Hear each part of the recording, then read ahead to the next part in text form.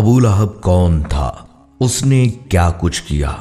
بسم اللہ الرحمن الرحیم۔ السلام علیکم۔ آپ صلی اللہ علیہ وسلم اور اسلام کا بدترین دشمن ابو لہب تھا، جس نے بعثت کے بعد سے آپ صلی اللہ علیہ وسلم سے عداوت اور بغض پال لیا اور اپنی نفرت کا کھل کر اظہار کر دیا۔ اس نے نہ صرف آپ صلی اللہ علیہ وسلم کو بلکہ مسلمانوں کو طرح طرح سے ستایا، ان پر مظالم ڈھائے اور اسلام کا وجود مٹانے کی کوشش کرنے والے گروہ میں پیش رہا۔ قرآن مجید میں اس کے بارے میں ارشاد ہوتا ہے، ابو لہب کے دونوں ہاتھ ہلاک ہو گئے اور وہ خود ہلاک ہو گیا۔ آپ کو بتائیں گے اس دشمن کا جس کا ذکر قرآن پاک میں بھی ہوا، اس نے ایسا کیا کیا تھا اور اس کا آپ صلی اللہ علیہ وسلم سے تعلق کیا تھا، اس کی بیوی کون تھی اور ان کا آپ کی زندگی میں کیا کردار رہا۔ کیا آپ جانتے ہیں کہ آپ صلی اللہ علیہ وسلم کی پیدائش کی خبر سن کر ابو لہب نے کیا رد عمل دیا؟ اس ویڈیو میں اس کے بارے میں آپ کو مکمل معلومات فراہم کریں گے، لہٰذا آپ سے گزارش ہے ویڈیو کو آخر تک دیکھیے گا۔ ناظرین، ابو لہب قریشی سردار تھا۔ اس کا اصل نام عبدالعزیٰ بن عبدالمطلب اور اس کی کنیت ابو تبا تھی۔ اس کا رنگ سیب کی طرح دمکتا ہوا اور چہرہ حسین تھا۔ اس کا آپ صلی اللہ علیہ وسلم سے بہت قریبی رشتہ تھا، یعنی یہ نبی پاک صلی اللہ علیہ وسلم کے چچا تھے۔ مالدار تھا، طبیعتاً بخیل تھا۔ رسول اللہ صلی اللہ علیہ وسلم کی ولادت کی خبر اسے اس کی لونڈی صوبیہ نے دی، تو اس خوشی میں اس نے صوبیہ کو آزاد کر دیا۔ آپ صلی اللہ علیہ وسلم کے والد تو آپ صلی اللہ علیہ وسلم کی ولادت سے پیشتر ہی وفات پا چکے تھے۔ بڑا چچا ہونے کی حیثیت سے اپنے آپ کو باپ کا قائم مقام سمجھ کر اس نے اپنی طبیعت کے خلاف اس خوشی کا اظہار کیا تھا یا اسے کرنا پڑا۔ یہ اس کے بخل ہی کا نتیجہ تھا کہ جب آپ کے دادا حضرت عبدالمطلب فوت ہونے لگے تو انہوں نے آپ کی کفالت، اس وقت آپ صلی اللہ علیہ وسلم کی عمر 8 برس تھی، ابو لہب کی بجائے ابو طالب کے سپرد کی، جو مالی لحاظ سے ابو لہب کی نسبت بہت کمزور تھے۔ ابو لہب کی بیوی ام جمیل، اس کا اصل نام عروہ بنت حرب ہے، جبکہ کنیت ام جمیل تھی۔ یہ ابو سفیان کی بہن تھی اور بھینگی تھی، جس کی وجہ سے لقب اورا یعنی کانی ہے۔ اپنے بدبخت شوہر ابو لہب یعنی عبدالعزیٰ بن عبدالمطلب کی طرح، اپنے بدبخت شوہر ابو لہب کی طرح اس کو بھی آپ صلی اللہ علیہ وسلم سے سخت ترین عداوت تھی۔ آپ صلی اللہ علیہ وسلم کے خاندان کو دکھ اور اذیت پہنچانے میں یہ سب سے آگے ہوتی۔ ابو لہب کے 2 بیٹے عتبہ اور عتیبہ تھے، جن کے نکاح میں آپ صلی اللہ علیہ وسلم کی 2 بیٹیاں تھیں۔ ابو لہب کی آپ صلی اللہ علیہ وسلم سے عداوت نبوت کے بعد شروع ہوئی۔ آپ صلی اللہ علیہ وسلم کی بعثت کے بعد 3 سال تک اسلام کی تبلیغ و اشاعت کا کام نہایت خفیہ طور پر ہوتا رہا۔ پھر جب یہ حکم نازل ہوا، اپنے قریبی کنبے والوں کو اللہ کے عذاب سے ڈراؤ، تو آپ صلی اللہ علیہ وسلم نے اس حکم کی تعمیل میں بنو ہاشم اور بنو عبدالمطلب کو اپنے ہاں کھانے پر بلایا۔ پیارے آقا صلی اللہ علیہ وسلم نے ان کے سامنے لا الہ الا اللہ کی دعوت پیش کی تو ابو لہب جھٹ سے بول اٹھا، دیکھو یہ سب حضرات تمہارے چچا یا چچا زاد بھائی ہیں، نادانی چھوڑو اور یہ سمجھ لو کہ تمہارا خاندان سارے عرب کے مقابلے کی تاب نہیں رکھتا، اور میں سب سے زیادہ حقدار ہوں کہ تمہیں پکڑ لوں۔ بس تمہارے لیے تمہارے باپ کا خانوادہ ہی کافی ہے، اور اگر تم اپنی بات پر اڑے رہے اور عرب کے سارے قبائل تم پر ٹوٹ پڑے تو ایسی صورت میں تم سے زیادہ اور کون شخص اپنے خاندان کے لیے شر اور تباہی کا باعث بن سکتا ہے۔ ابو لہب کی یہ تلخ اور ترش باتیں سننے کے بعد آپ صلی اللہ علیہ وسلم نے خاموشی اختیار کر لی اور دوسرے لوگ بھی اٹھ کر اپنے گھروں کو چلے گئے۔ ناظرین، چند دن بعد آپ صلی اللہ علیہ وسلم نے دوبارہ اپنے قرابت داروں کو مدعو کر کے اپنی دعوت ذرا کھل کر پیش کی، جس کے نتیجے میں آپ کے چھوٹے چچا ابو طالب نے کھل کر آپ صلی اللہ علیہ وسلم کی حمایت کا اعلان کر دیا، مگر ساتھ ہی یہ بھی کہہ دیا کہ میں ذاتی طور پر عبدالمطلب کا دین چھوڑنے کو تیار نہیں ہوں، ابو طالب کی اس حمیت کے جواب میں ابو لہب کہنے لگا، خدا کی قسم، یہ یعنی دعوت توحید برائی ہے، لہٰذا محمد صلی اللہ علیہ وسلم کے ہاتھ دوسروں سے پہلے تم خود ہی پکڑ لو۔ اس کے جواب میں ابو طالب نے کہا، اللہ کی قسم، جب تک جان میں جان ہے ہم اس کی حفاظت کرتے رہیں گے۔ اس دوسری دعوت کا اتنا فائدہ ضرور ہوا کہ آپ صلی اللہ علیہ وسلم کو یقین ہو گیا کہ معززین بنو ہاشم میں کم از کم ایک آدمی یعنی ابو طالب ایسا ہے جس کی حمایت پر اعتماد کیا جا سکتا ہے۔ اس کے بعد آپ صلی اللہ علیہ وسلم نے تیسرا جرت مندانہ قدم اٹھایا۔ ایک دن آپ کوہ صفا پر چڑھ گئے اور ایک فریادی کی طرح آواز لگائی اور قریش کے قبیلے کا نام لے کر پکارا اور کہا، اے بنو فہر، اے بنی عدی، اے بنی قاب وغیرہ وغیرہ، حتیٰ کہ سب قبائل کے قابل ذکر اشخاص آپ صلی اللہ علیہ وسلم کے پاس اکٹھے ہو گئے، اور جو نہ پہنچ سکا اس نے اپنا نمائندہ بھیج دیا۔ آپ صلی اللہ علیہ وسلم ایک اونچی جگہ پر کھڑے ہو گئے اور لوگوں سے پوچھا، اگر میں تم سے یہ کہوں کہ اس پہاڑی کے پار ایک لشکر جمع ہے جو تم پر حملہ کرنے والا ہے تو کیا تم میری بات مان لو گے؟ سب نے یک زبان ہو کر کہا ہاں، اس لیے کہ آپ صلی اللہ علیہ وسلم سے متعلق ہمارا ہمیشہ سچ کا تجربہ رہا ہے۔ آپ صلی اللہ علیہ وسلم نے فرمایا، اچھا تو سن لو کہ میں تمہیں ایک سخت عذاب سے خبردار کرنے کے لیے بھیجا گیا ہوں، لہٰذا تم اپنے آپ کو جہنم سے بچاؤ، میں تمہیں اللہ سے بچانے کا کچھ اختیار نہیں رکھتا۔ آپ صلی اللہ علیہ وسلم ابھی اتنا ہی کہہ پائے تھے کہ ابو لہب یکدم بھڑک اٹھا اور کہنے لگا، سارا دن تم پر ہلاکت ہو، کیا اس بات کے لیے تو نے ہمیں جمع کیا تھا؟ اگرچہ ابو لہب کی اس بدتمیزی کی وجہ سے یہ اجتماع کچھ نتیجہ خیز ثابت نہ ہوا، تاہم اس کا یہ فائدہ ضرور ہوا کہ آپ صلی اللہ علیہ وسلم نے حسب ارشاد باری اپنے پورے قبیلے کو اپنی دعوت سے آگاہ کر دیا، اور آپ صلی اللہ علیہ وسلم کی یہ پکار مکہ کے ایک ایک فرد تک پہنچ گئی، اور ابو لہب کی بدخلقی اور گستاخی کے جواب میں اللہ تعالیٰ نے یہ سورت لہب نازل فرمائی۔ یہاں یہ سوال پیدا ہوتا ہے کہ آپ کے دشمن تو اور بھی تھے، بلکہ ابو لہب سے بھی زیادہ تھے، تو ان تمام دشمنوں میں صرف ابو لہب کا ہی قرآن مجید میں نام لے کر ذکر کیوں کیا گیا؟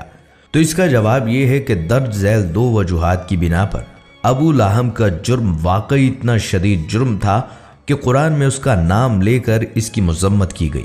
پہلی وجہ یہ تھی کہ عرب میں کوئی باقاعدہ حکومت تو تھی نہیں جہاں فریاد کی جا سکے، لے دے کر ایک قبائلی حمیت ہی وہ چیز تھی جو ایسے اوقات میں کام آتی تھی۔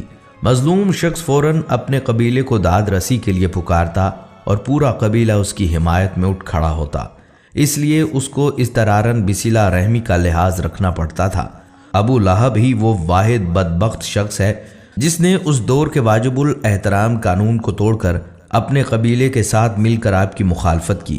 علاوہ ازیں جب بنو ہاشم اور بنو مطلب کو معاشرتی بائیکاٹ کی وجہ سے شعب ابی طالب میں محصور ہونا پڑا تو اس وقت بھی ابو لہب نے اپنے قبیلے کا ساتھ نہیں دیا، اور یہ واضح ہے کہ شعب ابی طالب کے محصورین میں بہت سے ایسے لوگ بھی شامل تھے جو آپ صلی اللہ علیہ وسلم پر ایمان نہیں لائے تھے، تاہم قبائلی حمیت کی بنا پر انہوں نے سب کچھ گوارا کیا تھا اور قانون کے احترام کا حق ادا کیا۔ حد یہ ہے کہ آپ کے چھوٹے چچا ابو طالب نے آپ کی حفاظت کے لیے زندگی بھر قریش مکہ کی مخالفت مول لی، حالانکہ آخری دم تک وہ ایمان نہیں لائے تھے۔ دوسری وجہ یہ تھی اس قبائلی معاشرے میں چچا کو بھی باپ کا درجہ حاصل تھا، بالخصوص اس صورت میں کہ حقیقی والد فوت ہو چکا ہو۔ اس لحاظ سے بھی ابو لہب کو آپ صلی اللہ علیہ وسلم کی حفاظت کا فریضہ بطریق احسن بجا لانا چاہیے تھا، خواہ وہ ایمان لاتا یا نہ لاتا، مگر وہ آپ صلی اللہ علیہ وسلم کی حفاظت کی بجائے بغض و عناد میں اتنا آگے نکل گیا کہ اس کا شمار آپ صلی اللہ علیہ وسلم کے صف اول کے دشمنوں میں ہوتا ہے۔ اس نے کوہ صفا پر جس بدخلقی اور گستاخی کا مظاہرہ کیا، اس پر آپ صلی اللہ علیہ وسلم کے خاموش رہنے کی وجہ بھی یہی تھی کہ معاشرتی سطح پر ابو لہب آپ صلی اللہ علیہ وسلم کے باپ کے مقام پر تھا، اور باپ ہونے کے ادب کا تقاضا بھی یہی تھا کہ آپ صلی اللہ علیہ وسلم خاموش رہتے، لہٰذا اس کی اس بدتمیزی کا جواب اللہ تعالیٰ نے خود اس کا نام لے کر دیا۔ واضح رہے کہ تبت یدا ابی لہب سے مراد یہ نہیں کہ جسمانی لحاظ سے ابو لہب کے دونوں ہاتھ ٹوٹ جائیں، بلکہ یہ بد دعا کی قسم کے کلمات ہیں جو ناراضی اور خفگی کے موقع پر لیے جاتے ہیں، اور ایسے الفاظ صرف عربی میں نہیں ہر زبان میں پائے جاتے ہیں۔ ابو بکر صدیق رضی اللہ تعالیٰ عنہ کی صاحبزادی اسماء بنت ابو بکر کا بیان ہے کہ جب سورہ لہب نازل ہوئی اور ام جمیل نے اس کو سنا تو غصے میں بھری ہوئی آپ صلی اللہ علیہ وسلم کی تلاش میں نکلی۔ اس کے ہاتھ میں پتھر تھے اور وہ آپ صلی اللہ علیہ وسلم کی نفرت میں اپنے ہی کچھ اشعار پڑھتی جا رہی تھی۔ جب حرم میں پہنچی تو وہاں ابو بکر صدیق رضی اللہ تعالیٰ عنہ کے ساتھ حضور پاک صلی اللہ علیہ وسلم تشریف فرما تھے۔ حضرت ابو بکر رضی اللہ تعالیٰ عنہ نے عرض کیا، یا رسول پاک صلی اللہ علیہ وسلم یہ آ رہی ہے اور مجھے اندیشہ ہے کہ آپ صلی اللہ علیہ وسلم کو دیکھ کر کوئی بے ہدہ حرکت کرے گی۔ آپ صلی اللہ علیہ وسلم نے فرمایا، مجھے دیکھ ہی نہ سکے گی۔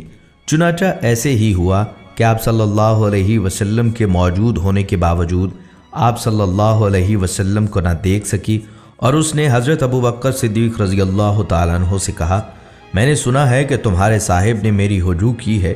حضرت ابو بکر صدیق رضی اللہ تعالیٰ عنہ نے کہا، اس کے گھر کے رب کی قسم انہوں نے تیری کوئی ہجوم نہیں کی۔ اس پر وہ واپس چلی گئی۔ ناظرین، اس کے بیٹوں عتبہ اور عتیبہ کے نکاح میں حضور پرنور صلی اللہ علیہ وسلم کی صاحبزادیاں حضرت رقیہ اور حضرت ام کلثوم رضی اللہ تعالی عنہما تھی۔ اس صورت کے نزول کے بعد ابو لہب نے ان دونوں صاحبزادیوں کو طلاق دلوا دی۔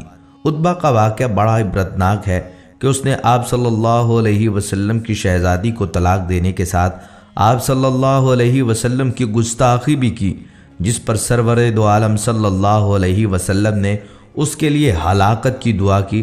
چنانچہ ایک سفر میں بڑی حفاظتوں کا انتظام کر لینے کے باوجود ایک شیر نے اسے پھاڑ ڈالا۔ حضرت رقیہ رضی اللہ تعالیٰ عنہ کی شادی نبی کریم صلی اللہ علیہ وسلم نے ابو لہب کے بیٹے عتبہ سے کی تھی، اور ام کلثوم رضی اللہ تعالیٰ عنہ کی شادی آپ صلی اللہ علیہ وسلم نے ابو لہب کے دوسرے بیٹے عتیبہ سے کی تھی۔ اور سیرت میں آتا ہے کہ نبی صلی اللہ علیہ وسلم کی ان دونوں بیٹیوں کو ان کی رخصتی سے قبل ہی طلاق ہو گئی تھی، کیونکہ جب سورہ لہب نازل ہوئی تو اللہ کے دشمن ابو لہب نے اپنے بیٹوں کو انہیں طلاق دینے کا حکم دیا۔ ناظرین، جب ابو لہب کے بیٹے عتیبہ نے نبی صلی اللہ علیہ وسلم کی شان اقدس میں انتہا درجے کی گستاخی کرتے ہوئے غلیظ زبان استعمال کی، حتیٰ کہ یہ بدبخت آقا دو جہاں نبی پاک صلی اللہ علیہ وسلم پر جھپٹ پڑا اور آپ صلی اللہ علیہ وسلم کے کرتہ مبارک کو پھاڑ ڈالا۔ عتیبہ بن ابو لہب کی اس حرکت سے نبی صلی اللہ علیہ وسلم کے قلب اطہر کو شدید صدمہ پہنچا، اور آپ صلی اللہ علیہ وسلم کی مبارک زبان سے یہ الفاظ ادا ہوئے، اے اللہ اپنے کتوں میں سے کسی کتے کو اس پر مسلط فرما دے۔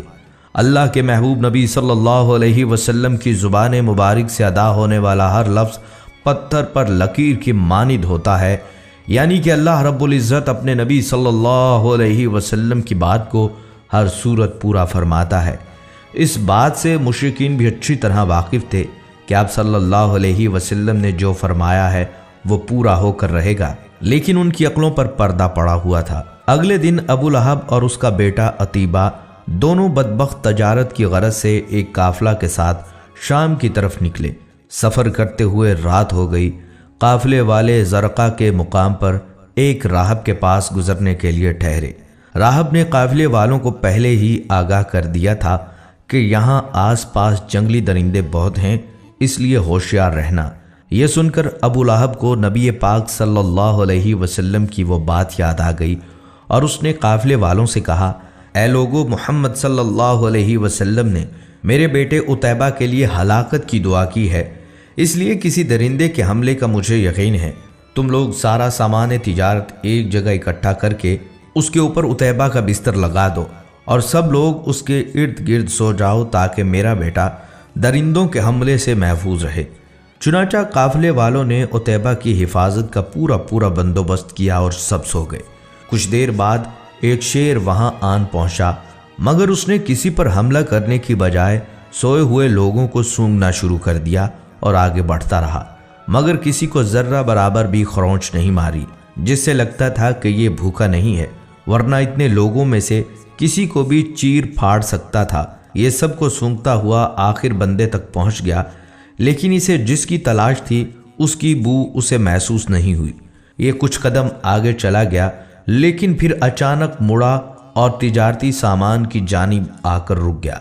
اسی سامان کے اوپر وہ بدبخت اور گستاخ رسول سو رہا تھا۔ یہ جگہ کافی اونچی تھی اور اس لیے اسے اونچا کیا گیا تھا تاکہ کوئی درندہ اس پر حملہ نہ کر سکے، پر شیر نے تجارتی سامان پر چھلانگ لگا دی اور ابو لہب کے بیٹے عتیبہ کے بستر پر جا پہنچا۔ یہ شیر جو کچھ لمحے پہلے بالکل عام جانور کی طرح لگ رہا تھا، ابو لہب کے بیٹے عتیبہ کو دیکھ کر خونخوار لہجے میں دھاڑنے لگا اور پوری قوت سے عتیبہ کے سر کو اپنے خونخوار نوکیلے دانتوں سے دبوچ لیا۔ سب قافلے والے بھی جاگ گئے تھے، مگر اس شیر کی دھاڑ ہی اتنی غضبناک تھی کہ کوئی بھی سامنے تک نہ آیا، اور ابو لہب اپنے بیٹے کو بچانے کی دعائی دیتا رہا۔ عتیبہ کا خون نہ پیا اور نہ ہی گوشت نوچ کر کھایا۔ شیر نے صرف عتیبہ کے سر کو اس قدر بری طرح چبایا کہ دیکھنے والوں کے ہوش اڑ گئے اور عتیبہ تڑپ تڑپ کر جہنم واصل ہوا۔ اس کے بعد بھی اس شیر نے کسی اور کو نقصان نہ پہنچایا اور اچانک وہاں سے چلا گیا۔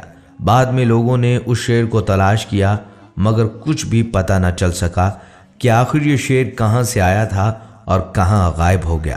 ناظرین، چچا ہونے کے باوجود ابو لہب آپ صلی اللہ علیہ وسلم سے اس قدر دشمنی کا مظاہرہ کرتا کہ اس کے سامنے باقی سب دشمن ہیج تھے۔ اگر اسلام دشمن کفار کی بات کی جائے تو ان کے 4 درجے ہیں۔ پہلا گروہ وہ ہے جو اسلام تو قبول نہ کر سکے، مگر انہوں نے اسلام اور حضور صلی اللہ علیہ وسلم کو کسی قسم کا نقصان نہیں پہنچایا، مگر اپنے تئیں ہر ممکن مدد کی۔ ایسے افراد ہم مسلمانوں کے لیے محسنین کا درجہ رکھتے ہیں۔ ان میں سب سے پہلا نام جناب ابی طالب کا ہے۔ ان کے احسانات اور ان کے مثبت کردار سے ہر شخص واقف ہے۔ اسی طرح ایک اور شخص معتم بن عدی، جو کہ اگرچہ اس درجہ معروف نہ ہو سکا، مگر اس شخص کے اس فعل کو نہ سراہنا زیادتی ہوگی کہ جب طائف سے واپسی پر حضور صلی اللہ علیہ وسلم مکہ تشریف لانا چاہتے ہیں تو تب تک آپ صلی اللہ علیہ وسلم کے قتل عام کا کھلا اعلان ہو چکا تھا اور مخالفین موقع کی تلاش میں تھے۔ ایسے میں مکے میں داخل ہونا یقیناً خطرناک تھا۔ تب حضور صلی اللہ علیہ وسلم نے اس شخص کو پیغام کے ذریعے اپنی امان میں لینے کی درخواست کی اور معتم بن عدی کی مروت اور شرافت ملاحظہ فرمائیے کہ دشمن ہونے کے باوجود اپنے بیٹوں کے ساتھ مکہ سے باہر آ کر آپ صلی اللہ علیہ وسلم کو اپنی امان میں لیتے ہوئے مکہ میں داخل ہوتا ہے۔ اس شخص کے احسان کی اہمیت کا اندازہ لگائیے کہ جنگ بدر کے موقع پر جب کفار کے 70 سے زیادہ افراد جنگی اسیر کی حیثیت سے مسلمانوں کے قبضے میں تھے، تب حضور صلی اللہ علیہ وسلم نے فرمایا تھا، اگر آج معتم بن عدی زندہ ہوتا اور اسیران جنگ کی رہائی کی درخواست کرتا تو میں بغیر کسی معاوضے کے ان کو رہا کر دیتا۔ دوسرے درجے پر وہ افراد ہیں جو در حقیقت اسلام اور حضور صلی اللہ علیہ وسلم کے واقعتاً دشمن تھے، مگر ان افراد نے یہ دشمنی پورے خلوص اور بہادری سے نبھائی۔ ایسے افراد کی دشمنی آبائی تعصبیت اور ذاتی تکبر کی بنا پر تھی، مگر ان میں منافقت، بخل، بزدلی اور کمینے پن جیسی گھٹیا اوصاف ناپید تھیں۔ ان میں ابو جہل اور عتبہ ابن ربیع قابل ذکر ہیں۔ ابو جہل نے کبھی پیٹھ پر وار نہیں کیا، بلکہ میدان جنگ میں آ کر للکارا۔ سخاوت کا یہ عالم تھا کہ اس کا اپنا قول ہے کہ بنو ہاشم نے جو دسترخوان سجائے ہم نے ان سے بھی بڑھ کر سجائے۔ یہ دونوں افراد اپنے کردار میں 2 ٹوک اور بہترین خصوصیات کے حامل تھے۔ اس کی سب سے بڑی دلیل حضور صلی اللہ علیہ وسلم کی وہ دعا ہے جس میں اسلام کی سر بلندی کے لیے عمر بن خطاب یا عمر ابن حشام یعنی ابو جہل میں سے کسی ایک کو مانگا جا رہا ہے۔ اس سے ابو جہل کے کردار، مروت و بہادری کا اندازہ لگایا جا سکتا ہے۔ اسلام دشمنی میں تیسرے درجے پر ایسے افراد تھے جو صرف مخالف نہیں بلکہ بطور فرد ایک گھٹیا کردار کے مالک تھے۔ انہوں نے حق کو پہچاننے کے باوجود اس کی تصدیق میں منافقت سے کام لیا اور بزدل ہونے کی وجہ سے سامنے مقابلہ کرنے سے گھبراتے تھے، اس لیے میٹھی چھری بننے پر اکتفا کرتے ہوئے اپنے سماجی مقام کی بقا کو ترجیح دینا پسند کیا۔ قرآن میں سب سے زیادہ ذکر ایسے ہی مخالفین کا ہے۔ ان میں سر فہرست ولید ابن مغیرہ اپنی شخصیت میں ایک منافق دشمن تھا، اور اگر ایمان لے آتا تو یقیناً عبداللہ ابن ابی کا ہم رکاب ہوتا۔ آخری درجے میں وہ شخص ہے جو اپنی دشمن، منافقت، کمینگی، ہٹ دھرمی اور بخل میں سب سے آگے تھا۔ اس شخص کو نہ قرابت کا پاس ہے، نہ ہی شرافت و ہمسائیگی کا احساس ہے۔ حضور پاک صلی اللہ علیہ وسلم کے صاحبزادے جناب قاسم رضی اللہ تعالیٰ عنہ کی وفات پر اس شخص نے باقاعدہ جشن منایا۔ ہمسایہ اور سگا چچا ہونے کے باوجود اس شخص نے ہر وہ گھٹیا حرکت کی جس کی توقع بدترین دشمن سے بھی نہ کی جا سکتی تھی۔ سماجی طور پر کمینگی کے اس مقام پر فائز تھا کہ کعبہ کے بیت المال کے خزانچی ہونے کی حیثیت سے اس نے چڑھاوا چڑھائے جانے والے سونے کے ہرن چرا لیے تھے، اور مکہ میں ہرن چور کے لقب سے بھی پہچانا جاتا تھا۔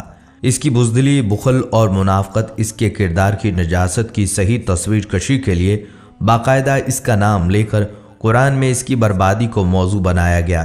یہ کوئی اور نہیں بلکہ بنی ہاشم کا سردار حضور پاک صلی اللہ علیہ وسلم کا چچا اور ہمسایہ ابو لہب ہے۔ ناظرین، جب قریش نے کھلی آنکھوں سے دیکھ لیا کہ ہماری تمام تر مزاحمت اور تشدد کے باوجود اسلام قبول کرنے والوں کی تعداد تیزی سے بڑھ رہی ہے، اور انہوں نے مسلمانوں کے قلعہ قمع کے لیے جو مختلف حربے اختیار کیے تھے ان کا کوئی فائدہ نہیں ہوا، اور خاص طور پر حضرت حمزہ اور حضرت عمر رضی اللہ تعالیٰ عنہ کے اسلام لانے کے بعد تو سارے حربے بیکار ہو گئے، تو انہوں نے نیا اور مؤثر حربہ اختیار کرنے کی سوچی۔ یہ نیا حربہ سابقہ تمام ہتھ کنڈوں سے زیادہ سخت اور ظالمانہ تھا، اور یہ تھا بائیکاٹ کا حربہ۔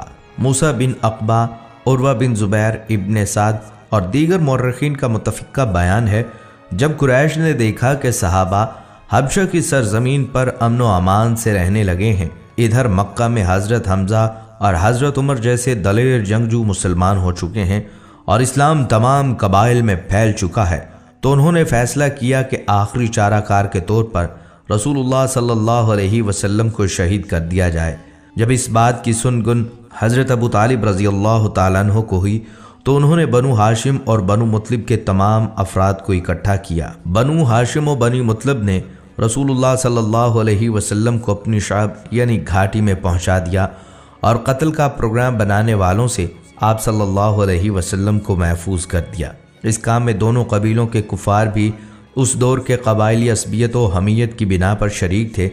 جب قریش نے اپنا یہ منصوبہ بھی ناکام دیکھا تو انہوں نے اکٹھے ہو کر مشورہ کیا کہ ہم آپس میں بنو ہاشم اور بنو مطلب کے خلاف معاہدہ کر کے ایک دستاویز تیار کرتے ہیں، اس میں طے کیا جائے کہ کوئی شخص ان سے کسی قسم کا لین دین نہ کرے، شادی بیاہ نہ کرے، حتیٰ کہ رسول اللہ صلی اللہ علیہ وسلم کو ہمارے سپرد کر دیں۔ انہوں نے باہمی معاہدے کی دستاویز تیار کر کے کعبہ کے اندر لٹکا دی۔ یہ دستاویز لکھنے والا منصور بن اقرمہ تھا۔ آپ صلی اللہ علیہ وسلم نے اس کے خلاف بد دعا کی تھی، جس کے نتیجے میں اس کی انگلیاں شل ہو گئیں۔ بعض مورخین نے کاتب کا نام نضر بن حارث یا طلحہ بن ابی طلحہ لکھا ہے۔ بنو ہاشم اور بنو مطلب کے محصور ہونے کی ابتدا محرم الحرام 7 نبوت سے ہوئی۔ 2-3 سال تک وہ اسی طرح محصور رہے۔ موسیٰ بن عقبہ نے یہ مدت پورے 3 سال بتلائی ہے۔ ان 3 سالوں میں وہ سخت مصیبتوں کا سامنا کرتے رہے۔ بائیکاٹ اس قدر سخت تھا کہ ان کے کھانے پینے کی کوئی بھی چیز نہ پہنچ سکتی تھی۔ قریش کو جس شخص کے بارے میں یہ پتہ چلتا کہ اس نے کوئی چیز خفیہ طور پر بھیجی ہے تو وہ اسے بھی تشدد کا نشانہ بناتے۔ چند جرأت مند لوگوں نے اس ظلم و ستم کے خلاف آواز اٹھائی اور وہ دستاویز پھاڑنے کا نعرہ لگایا۔ ان میں مشہور حشام بن عمر بن حارث، زبیر بن ابی امیہ، مطعم بن عدی، زمہ بن اسود اور ابو البختری بن حشام بن حارث شامل تھے۔ ابن حشام نے لکھا ہے، جب بائیکاٹ کی دستاویز اتاری گئی تو پتہ چلا دیمک نے اللہ کے نام کے سوا ہر چیز کو ختم کر دیا ہے۔ ایک روایت میں ہے کہ بنو ہاشم کو اس بائیکاٹ کے دوران انتہائی شدت کی بھوک، زبردست مصائب اور مشقتوں کا سامنا کرنا پڑا اور انہیں جھاڑو اور کیکر کے پتے کھانے پڑے۔ خواتینوں حضرات، ابو لہب کی طرح اس کی بیوی بھی آپ صلی اللہ علیہ وسلم کی مخالف تھی، اس لیے قرآن کریم میں اس کے لیے ارشاد ہوا کہ وہ جہنم میں اپنے خاوند کی آگ پر لکڑیاں لا لا کر ڈالے گی تاکہ مزید آگ بھڑکے۔ یہ اللہ کی طرف سے ہوگا، جس طرح یہ دنیا میں اپنے خاوند کی اس کے کفر و عناد میں مددگار تھی، آخرت میں بھی عذاب میں اس کی مددگار ہوگی۔ بعض کہتے ہیں وہ کانٹے دار جھاڑیاں ڈھو ڈھو کر لاتی اور نبی صلی اللہ علیہ وسلم کے راستے میں لا کر بچھا دیتی، اور بعض کہتے ہیں یہ اس کی چغل خوری کی عادت کی طرف اشارہ ہے۔ چغل خوری کے لیے یہ عربی محاورہ ہے۔ یہ کفار قریش کے پاس جا کر نبی صلی اللہ علیہ وسلم کی غیبت کرتی اور آپ صلی اللہ علیہ وسلم کی عداوت پر اکسایا کرتی۔ ابو لہب اور اس کی بیوی وہ بدبخت لوگ تھے جو سگے رشتہ دار ہو کر دشمنوں میں سب سے گئے گزرے تھے، جنہیں نہ رشتہ داری اور نہ ہی قرابت داری کا پاس تھا۔ ان کے اندر رحم اور انسانیت جیسے جذبات ناپید تھے۔ آپ صلی اللہ علیہ وسلم کے علاوہ انہوں نے عام مسلمانوں کو بے حد تکالیف دیں، انہیں ستایا اور ان کا ناقتہ بند کیے رکھا۔ جب سورہ لہب نازل ہوئی اس وقت ابو لہب اور اس کی بیوی دونوں زندہ تھے، اور اللہ تعالیٰ نے ان کے بارے میں خبر دی کہ وہ ضرور جہنم میں عذاب دیے جائیں گے، یعنی وہ اسلام نہیں لائیں گے اور ان کی موت کفر پر ہوگی۔ چنانچہ ایسا ہی ہوا، دونوں حالت کفر میں ہلاک ہو گئے۔ یہ بات اللہ تعالیٰ کی نشانیوں میں سے ایک بڑی نشانی ہے کہ اللہ تعالیٰ نے اس صورت میں ان کے بارے میں جیسی خبر دی ویسا ہی ہوا۔ ناظرین، یہ وہ لوگ تھے جن کے پاس جب زندگی کی صحت اور سکہ تھا، مال و دولت کی فراوانی اور دنیاوی آسائشیں مہیا تھی، تب انہوں نے اپنے رب کو نہ پہچانا، نہ پیغمبر اسلام کی قدر کی، بلکہ شیطان کے قارندے بن کر انہوں نے آپ صلی اللہ علیہ وسلم کو تکلیف دی اور مسلمانوں کو بھی ستایا۔ پھر نہ صرف ان کا دنیا میں انجام عبرتناک ہوا، بلکہ آخرت کے لیے بھی ان کے لیے دردناک عذاب کی وعید سنائی گئی۔ اللہ تعالیٰ سے دعا ہے وہ تمام مسلمانوں کو حب رسول صلی اللہ علیہ وسلم اور اسلام کا سچا پیروکار بنا دے۔ ناظرین، یہ تھی ہماری آج کی ویڈیو، امید کرتے ہیں آپ کو پسند آئی ہوگی۔ اگر آپ کو یہ ویڈیو اچھی لگی ہے تو آپ سے گزارش ہے اس ویڈیو کو اپنے تمام دوستوں اور رشتہ داروں تک لازمی پہنچائیں۔